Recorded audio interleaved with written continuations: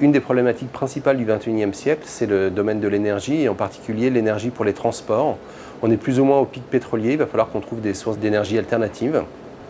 L'idéal, ce serait en fait de faire des produits qui sont identiques aux produits actuels d'origine fossile, mais produits à partir de ressources renouvelables, de faire en quelque sorte des hydrocarbures renouvelables. Le procédé que nous développons à Global Bioénergie permet de convertir en hydrocarbures les sucres agricoles, quels qu'ils soient, de mélasse de canne à sucre ou de betterave, de glucose obtenu à partir d'amidon ou de déchets forestiers ou agricoles comme la paille.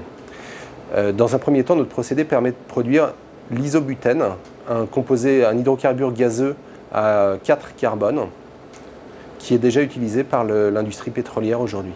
L'isobutène, c'est une brique élémentaire de la chimie à partir de laquelle on peut faire différents carburants, essence, kérosène, diesel, ETBE, et aussi toute une gamme de polymères, des pneus, du plexiglas, du verre organique, ou différents textiles. C'est Philippe Marlière, un des pionniers du domaine de la chimie biologique, qui a conçu ce bioprocédé. Philippe et moi je suis un vétéran du domaine des biotechnologies. Philippe et moi donc avons créé la société en 2008. Nous l'avons installée sur Génopôle à Évry. Nous avons rapidement levé plusieurs millions d'euros auprès de la filiale capital risque de la Caisse d'épargne. Nous avons aussi reçu un important financement de la part d'Oseo. Tous ces fonds ont été utilisés pour créer un laboratoire de recherche qui regroupe aujourd'hui une vingtaine de personnes qui sont essentiellement tournées vers des activités de R&D. En 2009, c'est-à-dire dès la première année d'existence de la société, nous avons obtenu la preuve de concept sur ce bioprocédé isobutène, c'est-à-dire sa validation en petit format. Ces résultats sont importants parce que les micro-organismes ne produisent pas naturellement d'isobutène. Il a donc fallu créer une nouvelle entité biologique, une voie métabolique artificielle, et ces résultats sont une première mondiale. Nous préparons maintenant le développement pré-industriel du procédé. Il s'agit de construire des souches de production et de les faire marcher dans des volumes de fermentation croissants.